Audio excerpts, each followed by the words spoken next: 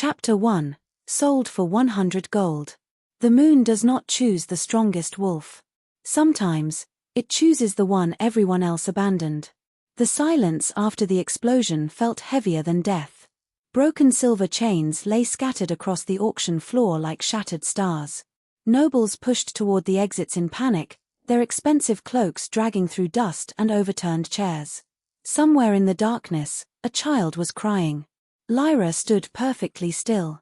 Her chest rose and fell in shallow breaths as she stared at her empty wrists. The chains that had held her for years were gone. What have I done? She hadn't broken them. She was certain of that. Yet they had exploded the moment the strange power awakened inside her. A deep voice cut through the chaos.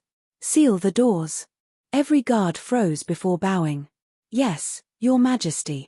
Massive iron gates slammed shut with a thunderous boom. The fleeing crowd turned in horror. "No one leaves," the Alpha King commanded. His voice wasn't loud. It didn't need to be. Authority wrapped around every word like steel. Lyra finally looked at him. He was descending the final marble step, his black cloak sweeping across the floor behind him. Up close, he was even more intimidating than he had seemed from the balcony. Tall, broad-shouldered, golden eyes that seemed capable of seeing straight through lies. This was Alpha King Kale, the ruler every pack feared. He stopped only a few feet away. For a long moment, neither of them spoke. Then his gaze dropped to the cracked stone beneath her feet. "You're injured." Lyra instinctively hid her bleeding hand behind her back. "It's nothing." His eyes narrowed. "It broke sacred moonstone." The words made the nearby guards exchange uneasy glances. Moonstone couldn't crack. Not from blood. Not from steel. Not even from an alpha's strength. Kale slowly extended his hand. "Come with me." Lyra didn't move. Around them, dozens of nobles watched with terrified curiosity. One angry voice shattered the silence. "You can't take her." Lord Varek shoved his way through the crowd, his expensive fur cloak hanging crookedly over one shoulder. His face was red with outrage. "I bought her fairly." He waved the auction contract. "She belongs to me." The room became dangerously quiet. Kale didn't even turn around. "She is under royal protection. You have no right dash. I am the right." The words landed like a blade. Varek swallowed, but greed was stronger than fear. "I paid 100 gold. Without looking away from Lyra, Kale removed the royal ring from his finger and tossed it onto the auctioneer's table. The solid gold ring spun once before settling. Its enormous black diamond glowed beneath the torchlight. The auctioneer gasped. "Your Majesty, that's the crown seal." "Worth 30,000 gold, Kale said calmly. "Does that cover the purchase?" Varek's mouth fell open. The crowd erupted into whispers. 30,000. For a girl no one wanted. The auctioneer hurriedly bowed. "Why yes, Your Majesty. The ownership is transferred immediately." Kale looked back at Lyra. "You're free." The word struck her harder than any chain ever had. Free. She had imagined hearing it her entire life. Yet somehow, it frightened her. Because free meant she had nowhere to go. Kale seemed to notice the hesitation. "You may leave this kingdom if you wish." The nobles looked horrified. He was giving a wolfless girl a choice. "No one will stop you." Lyra stared at the enormous doors. Beyond them was freedom. Beyond them was also hunger. Loneliness. And the hunters who bought girls like her. She lowered her eyes. "I have nowhere." Something softened in Kale's expression. "Only for a heartbeat. Then until you decide your future, you will stay in my palace." A collective gasp echoed through the hall. The Queen's chambers had remained empty for 11 years. No woman had ever crossed the royal residential wing. Not one. Varek stepped forward again. "This is madness. She's cursed." Kale turned slowly. For the first time, the king's wolf surfaced. Golden eyes burned brighter. The temperature in the room seemed to drop. "Say another word," Kale said quietly, "and you'll leave this hall without your tongue." Varek immediately fell silent. No one spoke again. Kale offered his hand one final time. Lyra looked at it. Clean. Strong. Nothing like the hands that had ever reached for her before. Most hands had dragged her, hit her, sold her. This one simply waited. With trembling fingers, she placed her hand in his. The moment their skin touched, a pulse of silver light flashed beneath the floor, so faint that only 3 people noticed. Lyra, Cale, and an elderly woman hidden among the crowd. The woman's cloudy eyes widened with terror. She whispered beneath her breath, "The prophecy."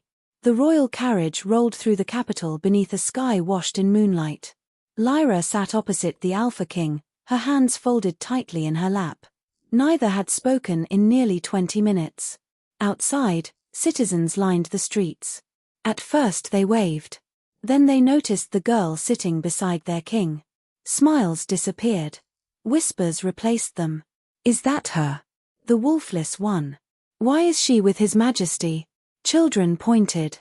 Women pulled them back. Lyra quietly turned her face toward the window. She was used to those looks. Pity. Disgust. Fear. Cale watched her reflection in the glass. "You can ask me." She blinked. "What?" "Whatever you're thinking." After a long pause, she asked the question that mattered most. "Why did you buy me?" Cale answered honestly. "I don't know." She almost laughed. A king doesn't spend 30,000 gold because he doesn't know. He looked toward the moon. "My wolf chose you." Lyra frowned. "But I don't have one." His jaw tightened. "I know." Neither of them noticed the silver moon above the carriage suddenly brighten. As if listening. The Moon Palace stood at the highest point of the kingdom. Its white towers seemed carved from moonlight itself. As the carriage stopped, hundreds of servants lined the entrance. They bowed to their king. Then they saw Lyra. Confusion rippled through the line. The elderly housekeeper stepped forward. "Your Majesty." Her eyes landed on Lyra's bare feet. "Who is this?" Cale answered without hesitation. "She is my royal guest. Not servant. Not slave. Not prisoner. Guest." The single word changed everything. The servants immediately bowed to Lyra. She nearly stepped backward. No one had ever bowed to her. The housekeeper forced a polite smile. "I'll prepare the east wing." As Lyra crossed the palace entrance, something unexpected happened. The enormous silver crest carved above the doorway suddenly glowed. Ancient runes shimmered across the marble arch. Every servant froze. The light vanished almost instantly. Silence followed.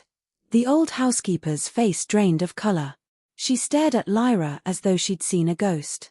Then she whispered words so quietly that only Cale heard them. "The moon crest." She swallowed. "Hasn't recognized anyone for 1,000 years. Chapter 2: The King Who Refused a Mate. The Moon Palace was too quiet. Lyra lay awake long after midnight, staring at the unfamiliar ceiling above her bed. The room was larger than the entire building she had grown up in. Silk curtains drifted in the night breeze. A crystal chandelier reflected moonlight across polished marble walls. Everything was beautiful. Everything felt wrong. She didn't belong here. Not among kings. Not inside palaces. Not in rooms meant for queens. A soft knock came from the door. Lyra immediately sat upright. "Come in." An elderly maid stepped inside carrying a silver tray. "Good morning, Lady Lyra." Lyra blinked. Lady. No one had ever called her that before. The maid placed breakfast on a nearby table and offered a warm smile. "The king requests your presence after breakfast." Lyra nodded. The maid hesitated. Then she lowered her voice. "The palace hasn't been this excited in years." Lyra frowned. "Why?" The maid smiled nervously. "Because no woman has ever stayed here overnight." Before Lyra could ask another question, the maid hurried away. The room suddenly felt even larger. And much lonelier. An hour later, Lyra followed a servant through the palace corridors. The Moon Palace looked even more magnificent in daylight. White marble stretched endlessly. Silver banners bearing the royal wolf crest hung from towering columns. Sunlight poured through stained glass windows depicting ancient wolves beneath the moon. Yet everywhere she walked, people stared. Servants paused mid-conversation. Guards watched her carefully. Nobles whispered behind their hands. The Wolfless Girl. The title followed her like a shadow. Finally, the servant stopped before a pair of enormous doors. The king's study. The doors opened. Alpha King Kale stood near a floor-to-ceiling window overlooking the kingdom. His black shirt was rolled at the sleeves. For the first time, he looked less like a king and more like a man. A very dangerous man. The servant bowed and left. The doors closed behind her. Silence settled between them. Kale turned. "Did you sleep?" "A little." His lips twitched.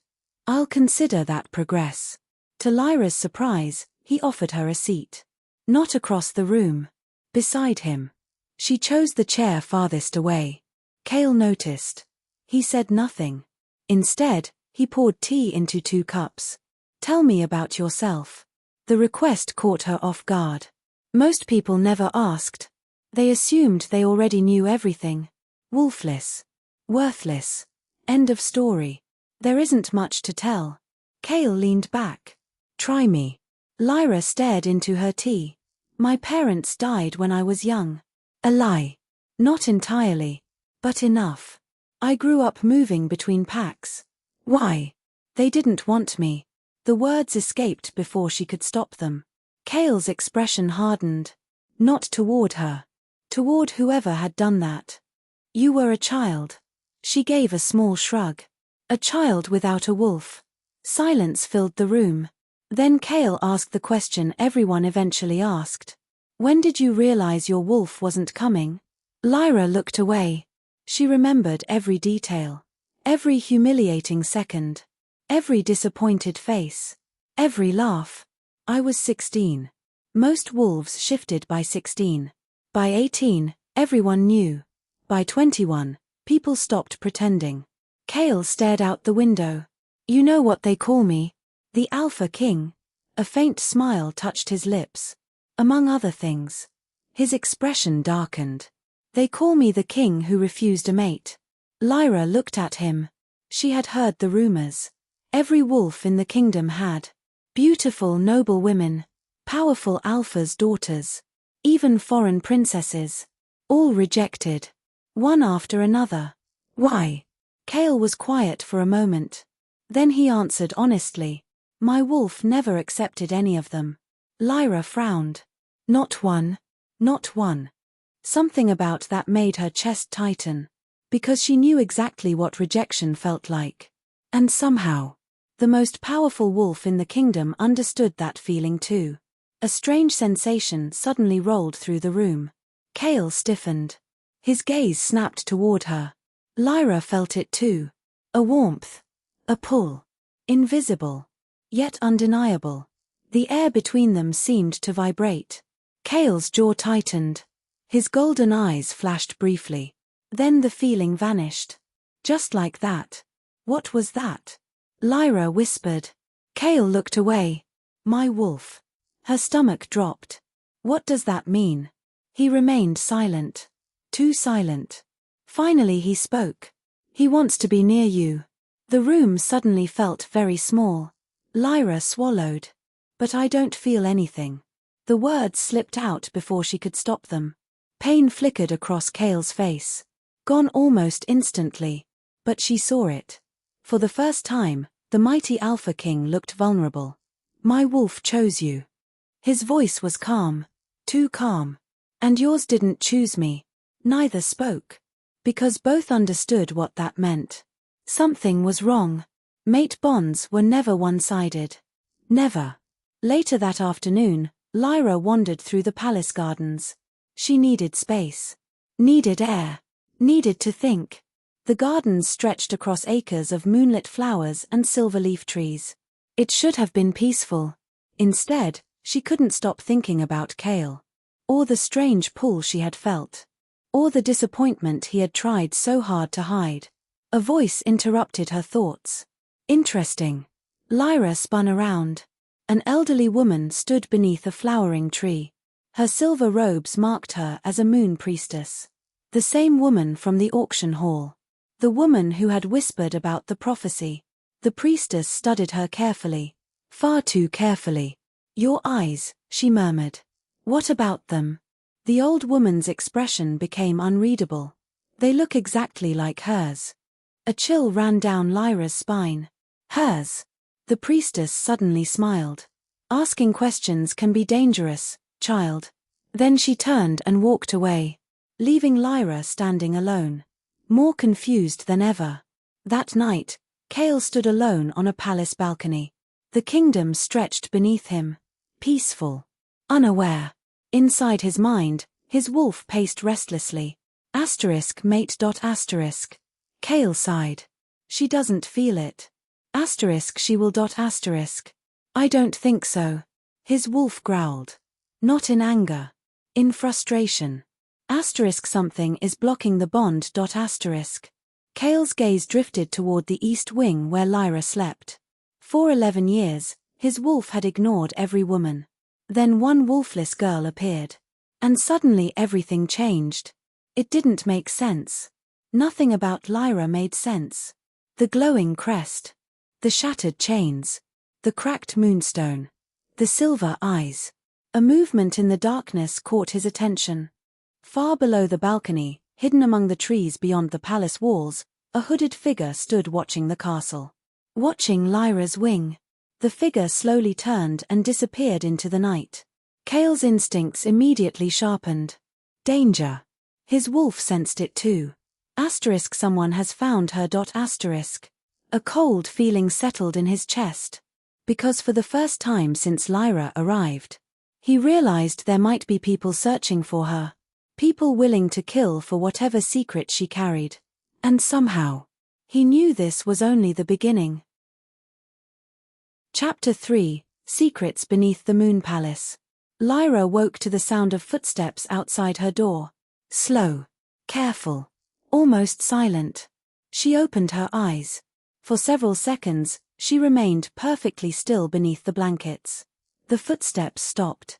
Lyra held her breath. Then came 3 soft knocks. She sat up. "Who is it?" No answer. Lyra slipped from the bed. She crossed the room and opened the door. The hallway was empty. Only a small silver envelope rested on the floor. Her name was written across it. **Elwira.***. She looked both ways before picking it up. There was no seal. No royal crest.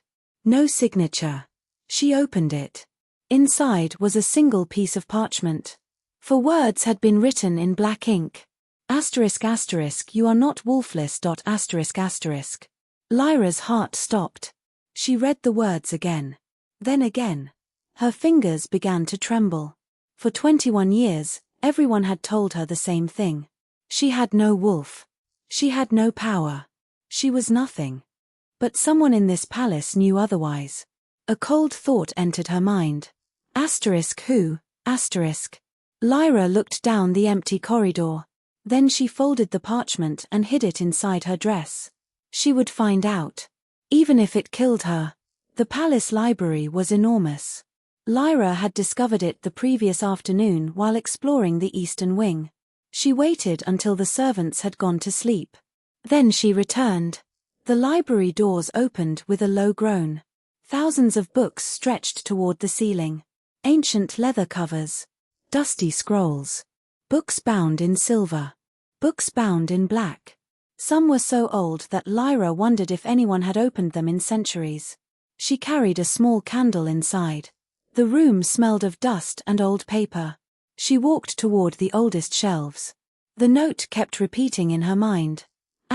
You are not Wolfless. She needed answers. She searched books about wolves. Royal bloodlines. Ancient pacts. Forbidden magic. Nothing. Then she noticed something strange. One shelf was different from the others. It had no books. Only a large painting. Lyra stepped closer. The painting showed a woman standing beneath a full moon. She wore a silver crown. Her hair was black. Her eyes were silver. Lyra stopped breathing. The woman's face looked almost exactly like hers. Not similar. Exactly. Lyra slowly raised her hand. Her fingers touched the painting. The moment they did, the woman's eyes began to glow. Lyra stumbled backward. The painting changed. The woman was no longer alone. Behind her stood hundreds of wolves. All of them silver. At the woman's feet was a strange symbol. A crescent moon surrounding a wolf's head. Lyra stared at it. She knew that symbol. She had seen it before. On the stone beneath her feet at the auction. On the royal crest. And now, here. A whisper drifted through the library. Silver moon. Lyra spun around. Nobody was there. Her heart pounded. She turned back toward the painting. The woman was gone. The canvas was blank. Lyra stepped closer. Her candle suddenly went out. Darkness swallowed the library. Then something moved behind her. She froze. A breath touched her ear. Run. Lyra spun around. Nothing. Only darkness. Then she heard footsteps. Someone was coming. She grabbed the candle and ran. Lyra barely reached the corridor before a figure appeared at the far end. She stopped. A tall man stood beneath the moonlight. Kale. His black hair was loose around his shoulders. His golden eyes immediately found hers. "What are you doing here?" Lyra's heart hammered. "I couldn't sleep." Kale glanced at the library. "At midnight. I was looking for a book." His expression told her he didn't believe her. "What book?" She hesitated. "One about the old royal bloodlines." Kale's face changed. Only slightly, but Lyra saw it. "Fear. You shouldn't look for those." "Why?" "Because some histories were buried for a reason." He walked toward her. Lyra didn't move. "What happened to the silver wolves?" Kale stopped. For several seconds, he said nothing. Then his voice became quiet. "They were destroyed." "Why?" "We don't know." "That's not true." His eyes narrowed. "How do you know?" "I saw them." Kale stared at her. "In a painting." His expression became unreadable. "Where?" "The library." He looked toward the doors. Then back at her. "Show me." They returned to the library together. Kale walked ahead. Lyra followed closely behind. The painting was still there, but the silver wolf woman had disappeared. Only an empty black canvas remained. Kale stopped. His face went pale. "That wasn't there before." Lyra looked at him. "You know what it is?" He didn't answer. "Kale." It was the first time she had said his name. His eyes moved to hers. "You shouldn't call me that." "Why?" "Because it makes it harder to remember that you're supposed to fear me." Lyra's heart skipped. For one brief moment, the king disappeared. There was only a man standing in front of her. A lonely man. A man who had spent 11 years refusing every mate. She looked away. "What do you know about the silver wolves?" Kale stepped closer. "They were the first wolves." Lyra looked at him. "The first? Before the packs? Before the kingdoms? Before alpha bloodlines?" He touched the edge of the painting. "They were said to possess powers no ordinary wolf could control." Lyra's voice became barely a whisper. "What kind of powers?" "Moon magic." She stared at him. "That's a myth." "Most myths begin with something true." A strange silence filled the room. Then Lyra noticed something. There was a second painting behind the first. She pulled the old canvas aside. Kale immediately caught her wrist. "Don't." But it was too late. The hidden painting was larger. And more terrifying. It showed a battlefield. Bodies covered the ground. Silver wolves lay dead beneath a red moon. At the center stood the same silver-eyed woman. Except she was holding a newborn baby. Lyra moved closer. The baby had silver eyes. And a small crescent-shaped birthmark on her shoulder. Lyra's breath caught. She touched her own shoulder. She had the same mark. Kale saw it. His face changed completely. "Lyra." Before he could finish, the library doors exploded inward. A black arrow flew across the room. Kale moved instantly. He pulled Lyra against him. The arrow struck the wall behind them. Another arrow followed. Cale drew his sword. "Stay behind me." 3 hooded figures entered the library. Their faces were covered.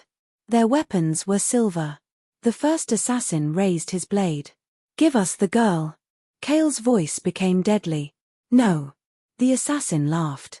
"You don't understand what she's carrying." Cale stepped forward. "Then explain it."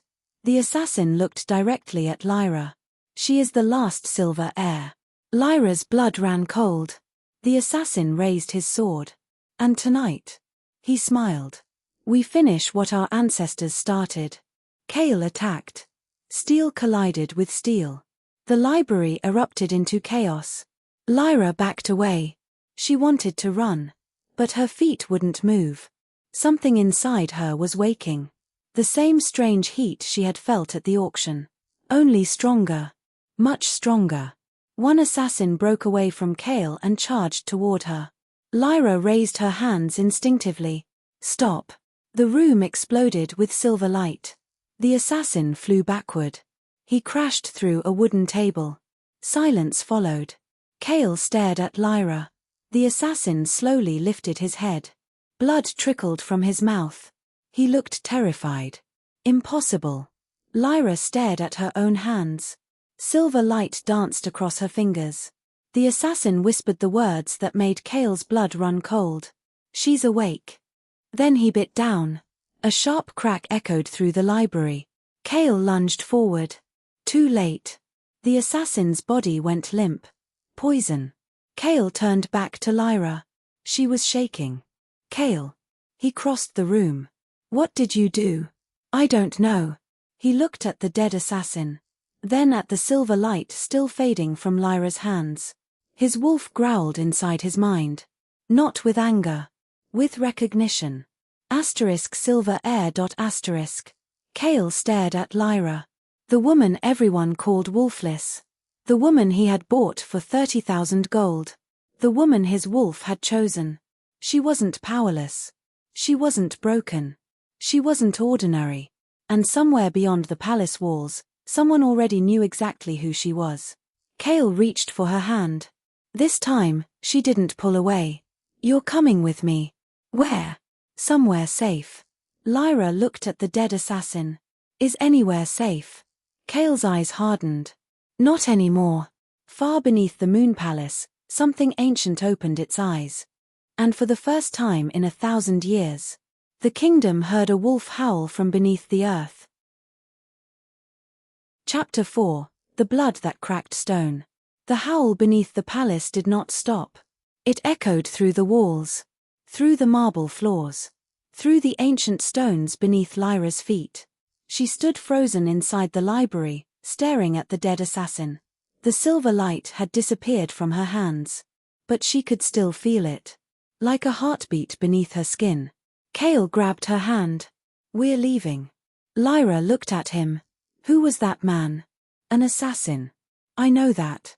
Cale's jaw tightened. He was part of something much older than the packs. The Silver Wolves. He nodded. Lyra looked toward the painting. The image of the silver-eyed woman and the newborn child was still burned into her mind. "My mother." Cale's eyes softened. "You think she was one of them?" "I don't know." "Then we'll find out." Another howl rose from beneath the palace. This one was closer. The floor trembled. Dust fell from the ceiling. Lyra grabbed Cale's arm. "What is that?" His expression darkened. "I don't know." His wolf growled inside his mind. You do. Cale ignored it. He couldn't tell Lyra what he suspected. Not yet. Because if the ancient creature beneath the palace was what the old legends claimed, then the kingdom had been sleeping above a grave. And something had just awakened it. Cale took Lyra through a hidden passage behind the library. The stone wall opened when he pressed his hand against an ancient wolf crest. A narrow staircase appeared. Lyra stared into the darkness. "Where does this lead?" "Under the palace." She hesitated. "Is that really a good idea?" "No." Cale stepped onto the first stair. "But it's the only place I can think of where the royal guards won't find us." Lyra followed. The door closed behind them. Darkness swallowed the corridor. Only the small lantern in Cale's hand gave them light. They walked in silence. The deeper they went, the colder it became. Lyra wrapped her arms around herself. You knew about this place. I've known about the tunnels since I was a child. Why? My father brought me here. Why would a king show his son secret tunnels? Cale's expression changed. Because he was preparing me for war. Lyra looked at him. Did you ever fight? Too many times. He stopped walking. For a moment, the darkness seemed to hide something painful in his eyes. My father was killed when I was 20. Lyra said nothing. My mother died 3 months later. She looked down. I'm sorry. Cale gave a small nod. After that, I became king. And you never took a mate? No. Why? His eyes met hers. Because I didn't want to bring someone into a life where everyone around me could become a target. Lyra understood that more than she wanted to. You were protecting them. I thought I was. He looked away. Maybe I was only protecting myself. The words lingered between them. Then another tremor shook the tunnel. Cale reached for Lyra. She instinctively moved closer. His arm came around her waist. For one breathless moment, neither moved. The strange pull returned. Warm. Deep. Powerful. Lyra could hear his heartbeat. Then she heard something else. A second heartbeat. Not his. Hers. No. Not hers. Something inside her. Something ancient. Lyra stepped away. Did you hear that? Cale's eyes sharpened. Hear what? She pressed a hand against her chest. There was another heartbeat. Cale stared at her. His wolf went completely silent. That frightened him more than anything. They reached the bottom of the stairs. An enormous underground chamber opened before them. Ancient stone pillars surrounded a circular platform. At the center was a pool of perfectly still water. Moonlight streamed through a crack in the ceiling far above. Lyra stepped forward. The water began to glow. Silver. Cale grabbed her wrist. Don't touch it. Lyra looked at him. Why? Because this is the Moonwell. The Moonwell? According to the old records, it was created by the first wolves. Lyra stared at the water. It feels familiar. Cale frowned. How? I don't know. She stepped closer. The silver glow became brighter. Then a voice whispered inside her mind. Come home. Lyra gasped. She stumbled backward. Cale caught her. Lyra? Someone spoke. Who? I don't know. The water suddenly rippled. A reflection appeared on its surface. Not Lyra. Not Cale. A woman. The silver-eyed woman from the painting. Lyra stopped breathing. The woman looked directly at her. Then she whispered. Find the crown. The vision disappeared. Lyra stared at the water. What crown? Cale's face had gone pale. He knew. She could see it. You know something. I know what the old legends say. Tell me. He hesitated. The silver heir was never meant to be a queen. Lyra frowned. Then what was she meant to be? Cale looked at the Moonwell. The guardian of the kingdom. A low growl rolled through the chamber. Both of them turned. A massive shadow moved behind the pillars. Cale drew his sword. Stay behind me. Something stepped into the moonlight. It was a wolf. But not an ordinary wolf. It was enormous. Its fur was black. Its eyes were silver. And ancient scars covered its body. Lyra stared at it. The creature stared back. Cale stepped between them. Stay away from her. The wolf lowered its head. Then it spoke. Not with its mouth. Inside Lyra's mind. Daughter of the moon. Lyra's knees nearly gave way. Cale caught her. The creature turned toward him. She is not yours to protect. Cale's eyes flashed gold. Then who will protect her? The wolf vanished. The chamber fell silent. Lyra looked at Cale. What did it mean? He didn't answer. Because he had finally understood something. The wolf beneath the palace had not been awakened by Lyra's arrival. It had been awakened by her blood. By morning, the palace was in chaos. 3 guards had been injured. The library was sealed. The dead assassin had disappeared. And rumors had already spread through the kingdom. The wolfless girl had attacked an assassin with magic. Some called her cursed. Others called her a witch. The council demanded her arrest. Kale refused. That refusal created a war inside the palace. By midday, Lyra was standing in the royal training arena. Dozens of guards surrounded the stone courtyard. Kale stood opposite her. She looked at him nervously. "Why am I here?" "Because you need to learn control." "I don't know how to control anything." "Then we'll teach you." A royal warrior stepped forward. "Your Majesty," respectfully, "she has no wolf." Kale's expression hardened. "She doesn't need one to break your bones."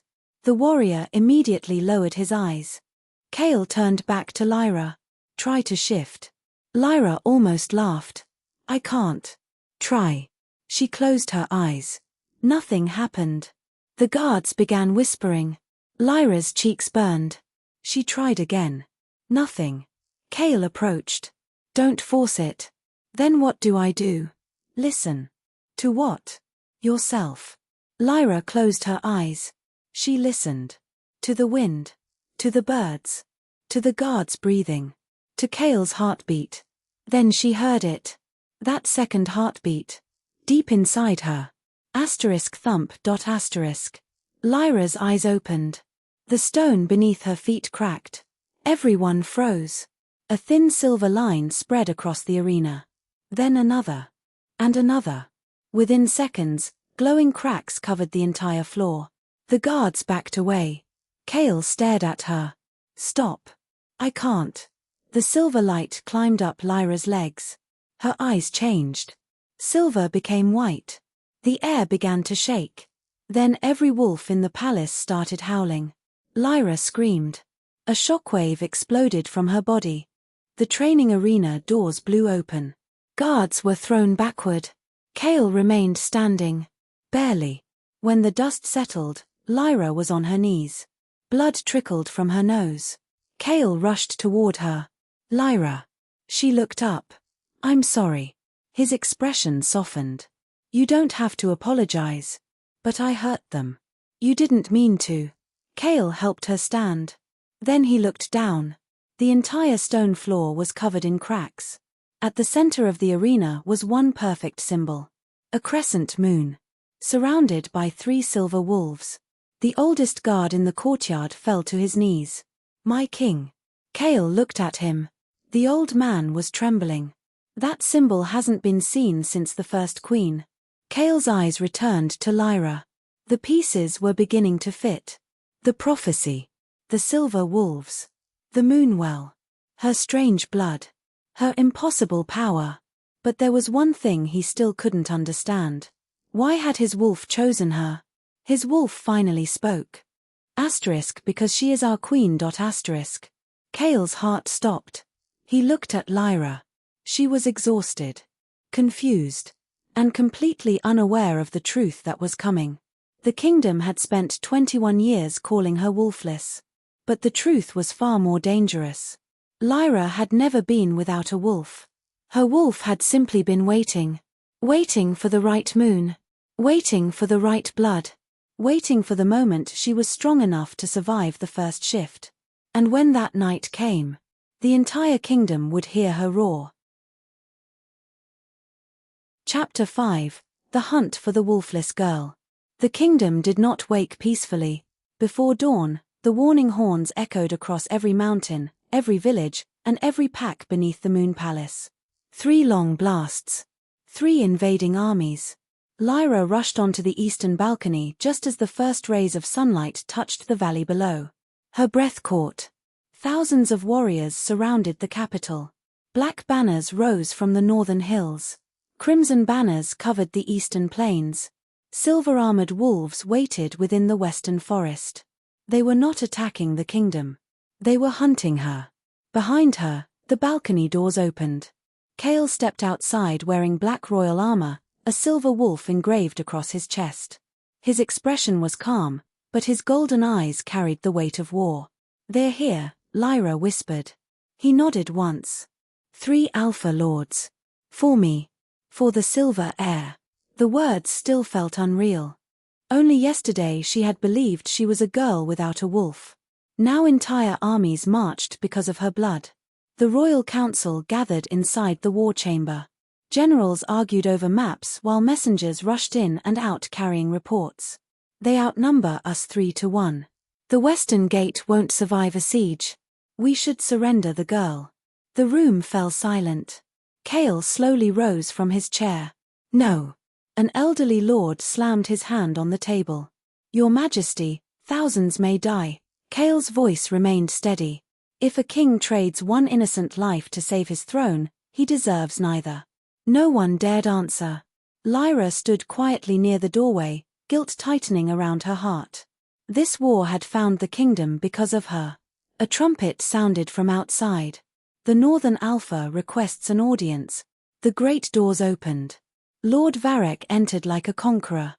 Tall, broad-shouldered, with cold grey eyes and a scar running across his cheek, he smiled the moment he saw Lyra. "There you are." Kale stepped between them. "State your purpose." Varek ignored him. He looked only at Lyra. "You've grown into your mother's eyes." The room froze. Lyra's voice trembled. "You knew my mother?" "I watched her die." Kale's hand tightened around the arm of his throne. Varek continued without mercy. "Her name was—" "She isn't going anywhere." Varek smiled. "Then we settle this with blood." He turned and walked away. Outside, the war horns sounded again. By noon, the siege had begun. Fire arrows darkened the sky. The palace walls shook as enormous battering rams struck the eastern gate. Lyra stood in the courtyard watching wounded soldiers being carried inside. A young guard collapsed beside her. His shoulder was bleeding badly. Without thinking, Lyra knelt. "I need cloth." She pressed both hands over the wound. The soldier cried out. Then something warm spread beneath her palms. Soft silver light. The bleeding stopped. The torn flesh slowly closed. The guard stared at her in disbelief. "So, it's true," he whispered. "You're blessed by the moon." Before Lyra could respond, another explosion rocked the palace. The eastern gate had fallen. Chaos erupted. Enemy wolves flooded through the broken entrance while royal guards rushed to defend the inner courtyard. Kale drew his sword. "Lyra, stay behind me." She nodded, but her eyes caught something strange. Among the invading warriors were 3 cloaked figures who never joined the fighting. They were searching for her. One of them lifted his head. Even from across the battlefield, Lyra saw his glowing silver eyes. Not grey. Silver. He smiled. Then disappeared into the smoke. A chill ran through her body. There are others. The same words Varek had almost spoken echoed inside her mind. Kale shifted. Bones cracked. Black fur burst across his body as the Alpha King transformed into a massive wolf. He leaped into the enemy ranks, scattering warriors with terrifying strength. Lyra had never seen anything so powerful. Yet even Kale was being overwhelmed. 3 Alpha Lords entered the battlefield together. The air itself seemed to grow heavier. Varek pointed toward Lyra. "Take her alive." Dozens of wolves charged. Lyra stepped backward until she reached the shattered fountain. There was nowhere left to run. Her heartbeat thundered. Then she heard another heartbeat. Deep. Ancient. It answered from somewhere beneath the earth. "Not yet." The voice was female. Gentle. "Your time is not yet." The ground beneath the fountain began glowing with faint silver cracks. Kale saw them. His wolf's golden eyes widened. "Lyra." She looked at him. The silver light vanished as suddenly as it had appeared. Every wolf on the battlefield froze. For one impossible second, the entire courtyard fell silent. Even the enemy seemed afraid. Varek slowly lowered his sword. His confident smile disappeared. "She's awakening." A second horn echoed across the mountains. But this one did not belong to any army. It came from the full moon itself. Though it was still daylight, The pale moon appeared above the kingdom. Every wolf lifted its head. And Lyra knew, with terrifying certainty, the next full moon would change everything. Chapter 6, The First Shift. The moon rose before the sun had fully set. It should have been impossible. Yet there it hung above the kingdom, enormous and silver, bathing the battlefield in an eerie light. Every wolf stopped fighting. Even the wind seemed to hold its breath. Lyra stood in the shattered courtyard, surrounded by broken stone and fallen banners. The glowing cracks beneath her feet pulsed like a living heartbeat. Kale shifted back into his human form, blood running from a cut across his shoulder. His golden eyes never left her. "Lyra," he said quietly, "come to me." She wanted to. She took one step. Then pain exploded through her body. Her knees hit the ground. A scream tore from her lips. It wasn't the pain of an injury. It was as if something trapped inside her had finally begun breaking free. The moon priestess appeared at the edge of the courtyard, her silver robes flowing in the night breeze. "Everyone back," she shouted. The royal guards obeyed immediately. Varek did not. He stared at Lyra with terrified fascination. "It's happening," he whispered. "Her first shift." The priestess looked directly at Kale. "If she completes it here, half the capital will fall." Kale stepped toward Lyra. "What do I do?" "You stay with her. She's in pain. She has been in pain for 21 years. Lyra cried out again. Silver light burst from beneath her skin, illuminating the veins along her arms. Strange markings spread across her shoulders like glowing moonlit vines.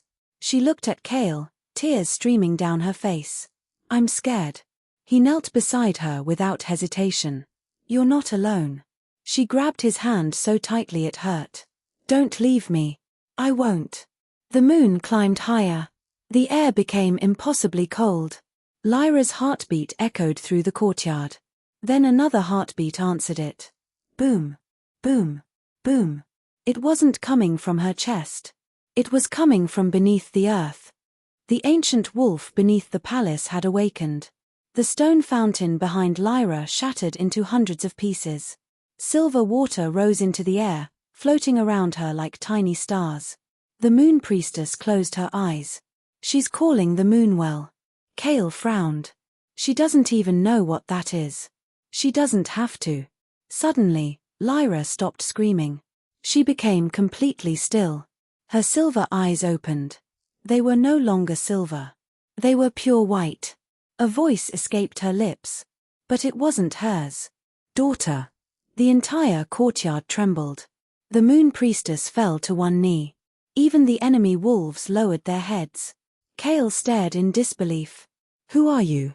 Lyra's eyes slowly turned toward him. For a heartbeat, she smiled. Then she whispered, "Find me." The light vanished. Her body convulsed violently. Bones cracked. The sound echoed across the palace. Kale reached for her. "Lyra." She pushed him away. Not intentionally. A wave of silver energy exploded outward, throwing warriors from both armies across the courtyard. Kale slid several feet before catching himself. The transformation had begun. Her dark hair lifted as if carried by invisible wind.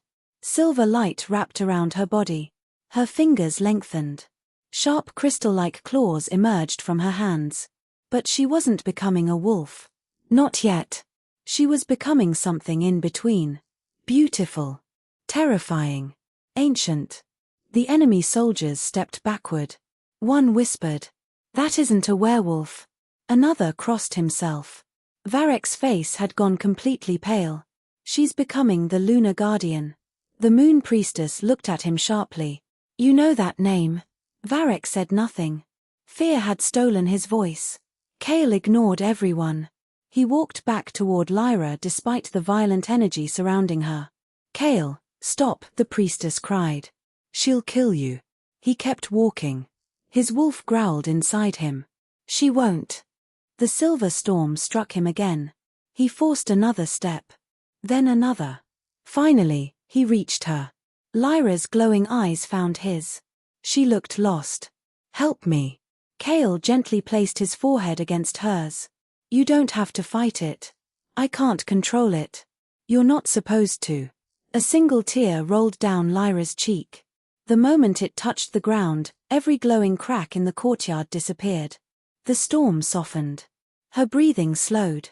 Then the light folded inward, returning to her heart. Silence. Lyra collapsed. Cale caught her before she hit the stone. The battlefield was utterly still. No one moved. No one spoke. The moon priestess slowly approached and examined the glowing crescent mark on Lyra's shoulder. It's complete, she whispered. Cale looked up. What's complete? She has awakened. But she didn't become a wolf. The priestess smiled sadly. That wasn't her first shift. Cale frowned. What do you mean? She looked toward the enormous moon hanging above the kingdom. That was only her soul waking. Cale's blood ran cold. Then, what happens during her real first shift? The priestess met his eyes. For one night, she will become the most powerful creature this kingdom has ever known. Behind them, Lord Varek slowly retreated into the darkness. He had not come to conquer the kingdom. He had come to confirm the prophecy. Now he knew it was true. As Cale carried the unconscious Lyra into the palace, the moon glowed brighter than ever before. Far beyond the mountains, 3 ancient thrones began to shine. And somewhere in the shadows, a voice whispered, "The queen has awakened. Bring me the crown." Chapter 7. The Beast Older Than Wolves. Lyra dreamed of a forest that no longer existed. Silver trees stretched endlessly beneath 3 moons, and wolves with glowing eyes ran freely through the mist. At the center stood a woman wearing a crown of moonlight. She smiled. "My little star." Lyra's heart ached. "Mother." The woman reached out, but before their hands touched, the forest began to burn. Flames swallowed the silver trees. Wolves fell one after another. The woman pushed a tiny child into the arms of an old priestess. "Hide her. Seal her, wolf. Let the world believe she is nothing." Tears filled her eyes. When the true moon rises, she will remember. The dream shattered. Lyra opened her eyes with a gasp. She was back in the moon palace. Morning light spilled across a quiet chamber, and bandages wrapped her wrists where the silver markings had burned her skin. Someone was sitting beside the bed. Cale. He looked exhausted, his head resting against the chair, still wearing yesterday's armor. For a moment, Lyra simply watched him breathe. "You stayed." His eyes opened immediately. "I said I wouldn't leave." Relief softened his face. "You're awake." Lyra tried to sit, but pain shot through her chest. Cale gently supported her. "Easy." She looked at him. "I saw my mother." His expression became serious. "Tell me everything." An hour later, they entered the oldest part of the palace. Few people knew it existed. The Hall of Ancestors lay beneath the throne room, hidden behind a stone door marked with the crescent symbol Lyra had seen in the library. Waiting for them was the moon priestess. Her name, Lyra had finally learned, was Selene. Selene bowed not to Cale, to Lyra. "You remember her now?" Lyra nodded slowly. "My mother's name was Seraphine." Selene smiled through tears. "I served your mother until the night she died." The words struck Lyra like lightning. "You knew her." "I loved her." Cale looked between them. "Selene, no more riddles. Tell us the truth." The old priestess walked to the center of the chamber where an ancient stone mural covered the wall. She placed her hand upon it. Silver light spread across the carvings. The mural came alive. Images moved across the stone like living memories. "The world believes werewolves were the first children of the moon," Selene began. "They were not." The mural showed towering creatures made of silver light. They were neither human nor wolf. They were both. They were called the Lunari, the first guardians.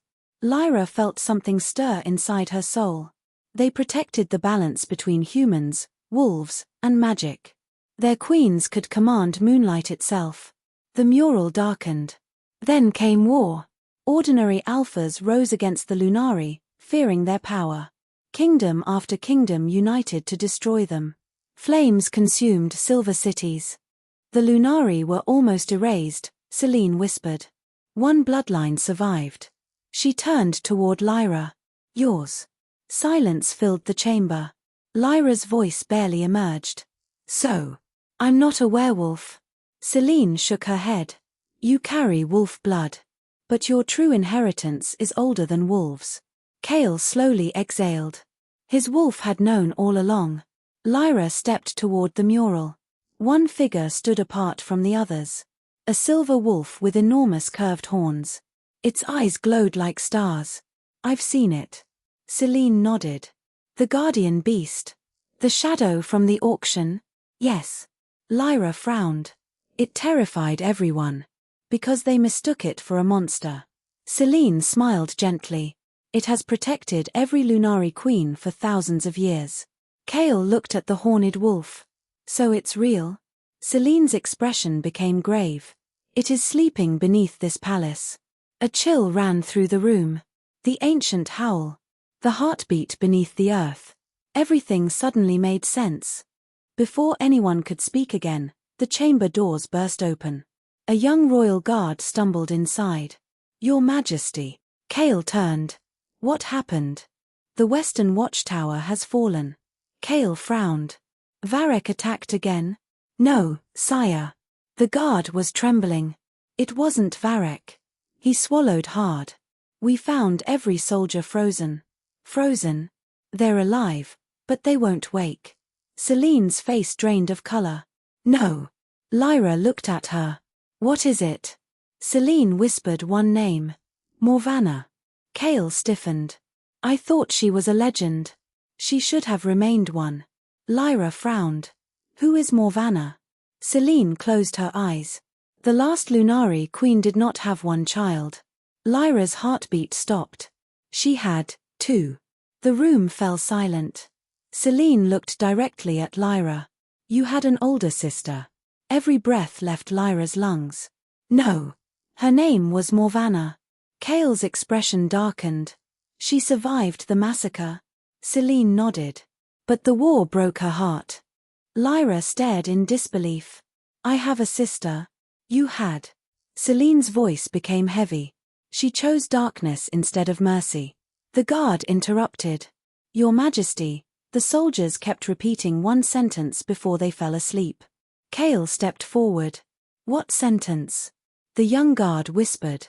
Tell the silver heir, her sister is coming home. The chamber shook. Somewhere beneath the palace, the guardian beast growled. Lyra instinctively placed a hand over her heart. For the first time since awakening, she understood the terrible truth. She was not the only heir. And the next enemy she faced would be her own blood. End of Chapter 7. Chapter 8. The Betrayal of the Royal Court. The palace had never felt so cold. Long after sunset, every torch along the castle walls burned with blue flame instead of gold. The guards whispered that it was a warning from the moon itself. Lyra stood on the highest balcony, staring toward the western mountains. Somewhere beyond those peaks was a woman she had never met. Her sister. Morvanna. The name refused to leave her mind. She's alive, Lyra whispered. Behind her, Cale stepped onto the balcony. She's coming. Lyra turned. His armor had been replaced by a black royal coat, but exhaustion still clung to his face. You knew nothing about her? Cale shook his head. The royal records only mentioned one surviving heir. Then someone erased her. Before Cale could answer, the palace bell rang 3 times. A council meeting. The royal council gathered beneath the throne room's crystal dome. Every noble wore a grim expression. General Rowan pointed to the kingdom map. The western villages have gone silent. Another lord added, our scouts disappeared before reaching the mountains. Then Lord Darius spoke.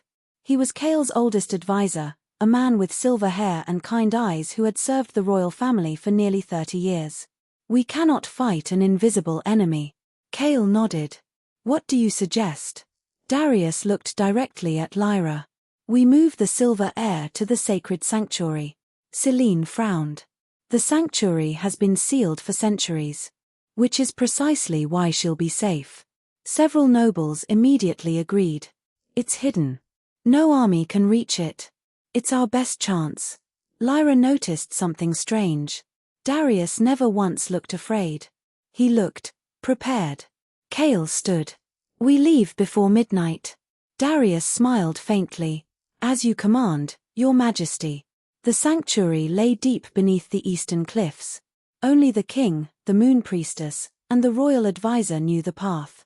Just after midnight, Cale, Lyra, Selene, Darius, and 12 elite guards slipped through a hidden tunnel beneath the palace. The journey was silent. Water dripped from the stone ceiling. The air smelled of earth and ancient magic. Lyra walked beside Cale. Can I ask you something? Always. If Morvanna is my sister, do I have to kill her? Cale stopped walking. He looked at her for a long moment. No. What if she tries to kill me? His voice softened. Then I'll protect you. Their eyes met. For one heartbeat, the war disappeared. Then Darius cleared his throat. We're almost there. The sanctuary doors were magnificent. 2 towering stone wolves guarded an enormous silver gate. Selene stepped forward to awaken the ancient seal. Before she touched it, a sword pierced her shoulder. Selene cried out. Lyra gasped. Cale spun around. Darius stood behind them. His blade dripped with blood. The 12 royal guards raised their weapons. Not against Darius. Against Cale. Silence crashed over the tunnel. Cale's voice became deadly. Darius. The old advisor lowered his hood. His gentle smile was gone. For 30 years, he said quietly, I waited for the silver bloodline to return. Lyra stared at him. You betrayed us. He looked almost disappointed. No, child. He smiled. I preserved the future. Cale drew his sword. You opened the palace gates. Yes. You sent the assassins. Yes. You served Morvanna. Darius laughed softly. I served her mother first. The words stunned everyone. Selene pressed a hand against her bleeding shoulder. You lied to Queen Seraphine. I learned from the best. The guards attacked. Steel rang through the tunnel. Cale fought with terrifying precision, protecting Lyra while driving back 3 warriors at once. Selene struggled toward the sanctuary gate. I can still seal it. Darius saw her. No. He threw a silver dagger. It struck the stone mechanism beside the gate. The ancient seal shattered. The sanctuary doors slowly opened. Darkness waited inside. A cold wind rushed outward. Then footsteps echoed from within. Slow. Elegant. Confident. A woman emerged wearing flowing black robes embroidered with silver moons. Her hair was as dark as Lyra's. Her eyes glowed the same impossible silver. She smiled. My little sister. Lyra couldn't breathe. Morvanna looked exactly like the woman from her dreams. Only colder. Beautiful. Heartbreaking. You're alive, Lyra whispered. Morvanna tilted her head. I survived because I stopped believing in mercy. Cale stepped in front of Lyra. You're not taking her. Morvanna barely acknowledged him. You've fallen in love with her. Cale didn't answer. He didn't need to. Morvanna smiled sadly. That will make this much harder. She raised one hand. The tunnel walls shook. Every royal guard except Cale dropped unconscious. Even Selene collapsed to one knee. Only Lyra remained standing. The sisters faced one another. Morvanna's expression softened. Come with me. Why? Because this kingdom murdered our family. Lyra shook her head. Cale didn't. No. Morvanna's eyes filled with ancient sorrow. But his ancestors did. The words struck Cale like a blade. For the first time, he understood the terrible truth. His royal bloodline had been built upon the destruction of hers. Morvanna turned to leave. This is your only invitation, Lyra. You're asking me to betray everyone. Morvanna looked over her shoulder. I'm asking you to remember who you are. She disappeared into the darkness. The tunnel fell silent. Cale lowered his sword. Then pain exploded across his back. Lyra screamed. Darius had driven a silver blade straight through Cale's shoulder. Cale staggered forward. Darius whispered into his ear. A king dies. A queen rises. With all his remaining strength, Kale turned and struck Darius across the chest. The traitor fell backward. Run! Kale shouted. Lyra caught him before he collapsed. Blood stained her hands. No. Kale forced the sanctuary doors closed with the last of his strength. The ancient stone wolves awakened. The gates slammed shut between them and Morvanna. Kale fell to his knees. Lyra held him as tears streamed down her face. Please, don't leave me. He smiled weakly. I told you. His breathing faltered. You wouldn't face this alone. The silver blade remained buried in his shoulder. Outside the sealed sanctuary, Morvanna placed her hand against the stone. She closed her eyes and whispered, Next time, sister, you'll choose blood over love. The stone wolves began to crack. Chapter 9, The Queen the Moon Chose. Kale was dying. Lyra could feel it beneath her hands. His blood soaked through her fingers as she pressed them against the wound. No. Her voice trembled. No, no, no. Kale tried to speak, but only a broken breath escaped him. The silver blade was still buried in his shoulder. Celine crawled toward them. Don't pull it out. Then what do I do? Celine looked at the blade. Silver made for killing the Lunari is poisoned with shadow magic. Lyra stared at her. Can you save him? The priestess hesitated. Perhaps. Perhaps isn't good enough. Lyra placed both hands over Kale's wound. Silver light appeared beneath her palms. Celine's eyes widened. Lyra, wait. But Lyra wasn't listening. She could hear something. A heartbeat. Kale's heartbeat. Weak. Fading. And beneath it, another sound. A distant howl. The ancient guardian beast was calling her. Come. Lyra closed her eyes. Take me to the Moonwell. Celine shook her head. You don't understand. If you enter the Moonwell before your first true shift, it could destroy you. Then let it. Kale suddenly opened his eyes. No. Lyra looked at him. You're dying. I'll survive. You're lying. A faint smile touched his lips. Probably. Tears filled her eyes. You promised you wouldn't leave me. Kale lifted his trembling hand and touched her cheek. I intend to keep that promise. Lyra covered his hand with hers. Then let me save you. The Moonwell chamber had changed. The ancient water that had once been still now churned violently. Silver mist covered the floor. The guardian beast stood on the other side of the pool. Its enormous black body was covered in silver scars. Its curved horns glowed beneath the moonlight. Lyra stepped forward. Help me. The beast lowered its head. Only you can save him. How? Become what you were born to be. Lyra looked back at Kale. He was barely conscious. Then she stepped into the Moonwell. The water rose around her. Cold became heat. Heat became fire. Every memory she had ever lost came rushing back. Her mother's voice. Her mother's arms. The burning forest. The night Seraphine had hidden her. And a final memory. A silver crown placed upon a child's head. Her mother had whispered, You are not a weapon, Lyra. The little girl had looked up. What am I? Her mother smiled through her tears. You are the bridge between wolves and the moon. The memory shattered. Lyra opened her eyes. They were glowing white. The Moonwell exploded. Across the kingdom, every wolf stopped. Warriors lowered their weapons. Children woke from their sleep. The clouds above the capital parted. A column of silver light rose from the palace and pierced the night sky. Morvanna felt it. She stood on a distant mountain overlooking the kingdom. For the first time in centuries, fear crossed her face. No. Behind her, thousands of dark wolves waited. One stepped forward. Queen Morvanna. She stared at the silver sky. She has awakened. Inside the Moonwell, Lyra screamed. Her body began to change. Silver markings covered her skin. Her dark hair turned white at the tips. Her eyes became brighter than the moon. Then something enormous rose behind her. A wolf. But not like any wolf alive. It stood taller than a horse.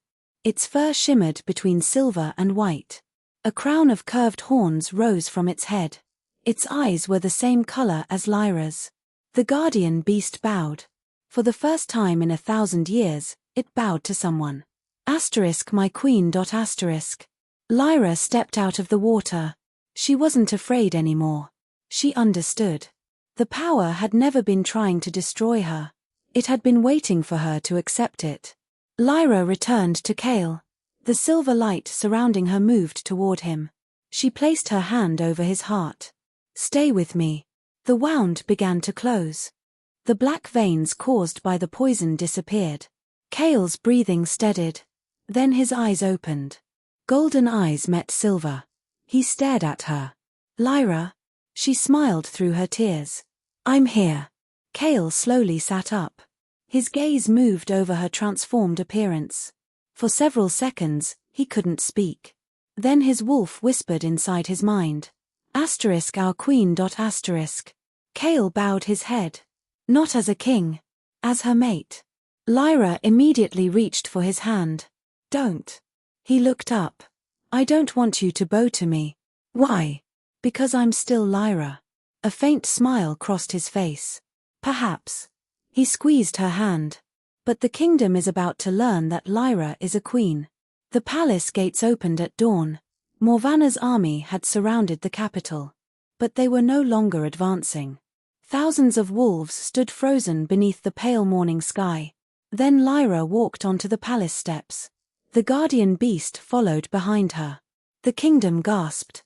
Silver light surrounded her. A crown appeared above her head. Not gold. Not silver. Moonlight. The royal council fell to their knees. The soldiers followed. Then the citizens. One by one, the entire kingdom bowed. The wolfless girl was gone. The girl they had mocked. The girl they had sold. The girl they had called worthless. She stood before them as the last Lunari queen. Morvana stepped from the enemy ranks. The two sisters stared at one another across the battlefield. You chose them, Morvana said. Lyra shook her head. I chose myself. Morvana's expression hardened. You will regret that. She raised her hand. Dark clouds gathered above the kingdom. The enemy wolves began shifting. Kale stepped beside Lyra, sword in hand. You don't have to fight her alone. Lyra looked at him. I know. She turned toward her sister. But this is my fight. Morvana smiled. Then come, little sister. The sky split with thunder. Lyra's silver wolf appeared behind her. It was enormous. Beautiful.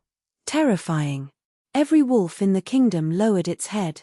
And when Lyra finally opened her mouth, her voice carried across the entire battlefield. Enough. The single word shook the mountains. Every enemy wolf froze. Morvana's smile disappeared. Lyra stepped forward. You wanted the queen. Silver fire gathered around her hands. Now you have her. Morvana shifted. A massive black wolf emerged from the darkness. Lyra's eyes narrowed. The two sisters stared at one another. Silver against black. Moonlight against shadow. Blood against blood.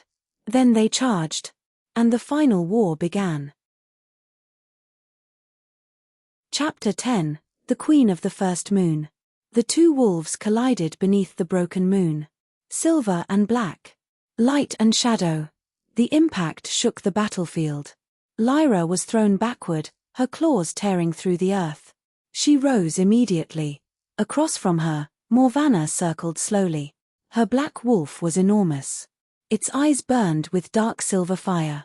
You could have ruled beside me, Morvana growled. Lyra lowered herself into a defensive stance. I don't want your throne. You don't understand what you are. I understand enough. Morvana lunged. Lyra dodged.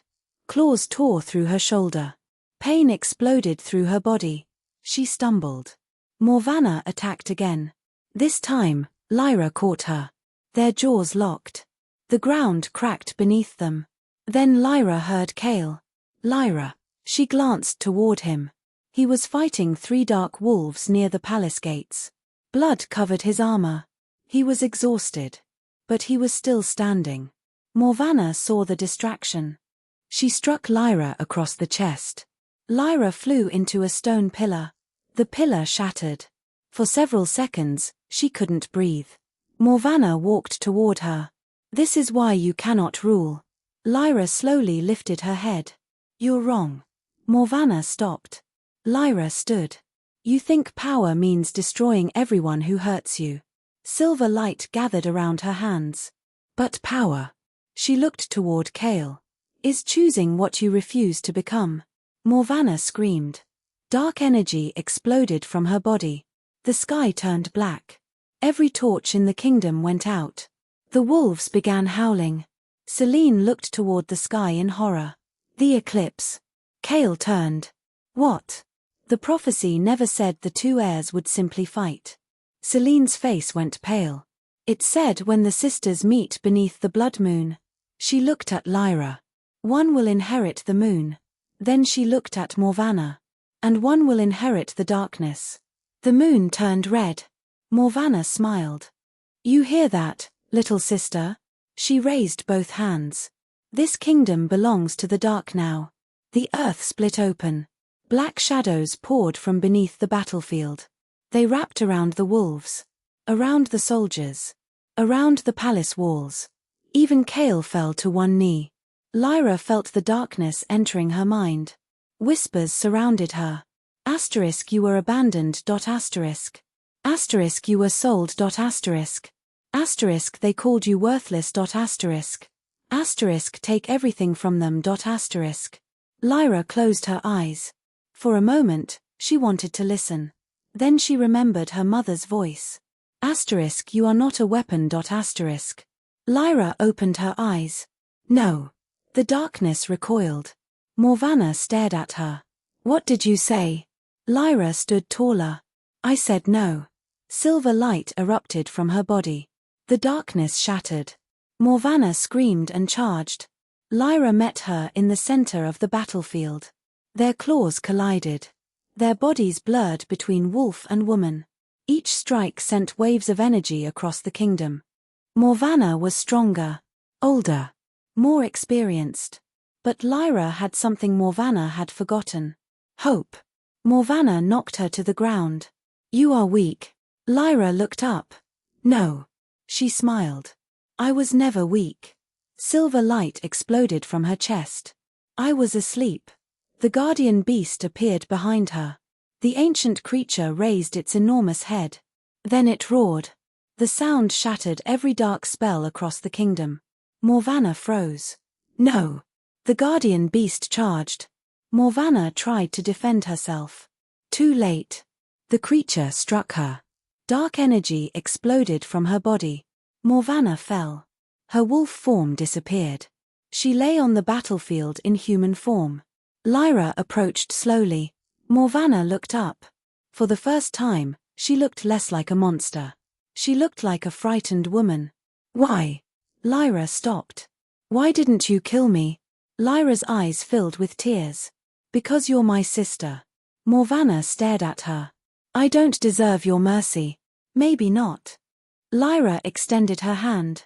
"But I'm not going to become you." Morvana looked at the offered hand. For several seconds, she didn't move. Then she reached for it. Their fingers touched. The red moon suddenly turned silver. The darkness vanished. And the kingdom breathed again. Weeks passed. The war ended. The invading armies surrendered. The royal council was rebuilt. Darius survived, but his treason was exposed before every pack in the kingdom. And Morvana? She disappeared. Some said she was imprisoned. Others believed she had gone into exile. Lyra never spoke about it. She knew her sister's story wasn't finished. But neither was hers. 1 month later, the kingdom gathered beneath the Moon Palace. The ceremony was supposed to crown Lyra as queen. Thousands filled the courtyard. Kale stood beside her. He wore the royal crown. But when the priestess approached with Lyra's crown, Kale took it from her. He turned toward Lyra. The entire kingdom became silent. Then Kale lowered himself onto one knee. Lyra's eyes widened. "Kale." He looked up at her. You spent your whole life being told you were nothing. He held out the crown. I want to be the first person who tells you exactly what you are. He placed the crown upon her head. My queen. The kingdom erupted. Thousands of wolves howled. Lyra smiled. Then Cale stood. He reached for her hand. And something unexpected happened. A silver mark appeared on his wrist. Lyra stared. What is that? Cale frowned. I don't know. Celine rushed toward them. Her face had gone pale. Your Majesty. Lyra turned. What? Celine stared at the mark. That symbol. She touched it with trembling fingers. It hasn't appeared in over 1,000 years. Cale looked at her. What does it mean? Celine slowly looked toward the sky. The first prophecy wasn't about Lyra. Silence. Lyra's smile disappeared. What? Celine swallowed. The prophecy said the Silver Queen would awaken. She looked at Cale. But it also said. Her voice trembled. She would awaken the king who sleeps beneath the world. A deep sound suddenly rolled beneath the palace. Boom. Everyone froze. Another. Asterisk asterisk boom dot asterisk asterisk. The ground shook. Stone cracked beneath the throne. Lyra grabbed Cale's hand. What is that? Celine stepped backward. I don't know. The guardian beast appeared behind Lyra. For the first time since it had awakened. It looked afraid. Then the entire palace shook. A massive crack opened across the courtyard. From deep beneath the earth came a voice. Ancient. Male. Furious. Asterisk asterisk who woke me? Asterisk asterisk. Every wolf in the kingdom dropped to the ground. Cale pulled Lyra behind him. But Lyra didn't move. She stared into the darkness beneath the palace. Something inside her answered the voice. Not with fear. With recognition. A silver glow appeared in her eyes. And then another voice whispered inside her mind. A voice she had heard only once before. Her mother's. Asterisk my daughter, asterisk. Asterisk the war you thought you ended was only the beginning. Asterisk. Lyra's heart stopped. The ground split wider. Two enormous golden eyes opened beneath the palace. And the ancient creature whispered her name. Asterisk asterisk Lyra. Asterisk asterisk. She stepped forward. Cale grabbed her hand. Don't. Lyra looked at him. Then she smiled. I think. She stared into the darkness. It's time I found out what my mother was really hiding. The palace exploded with silver light.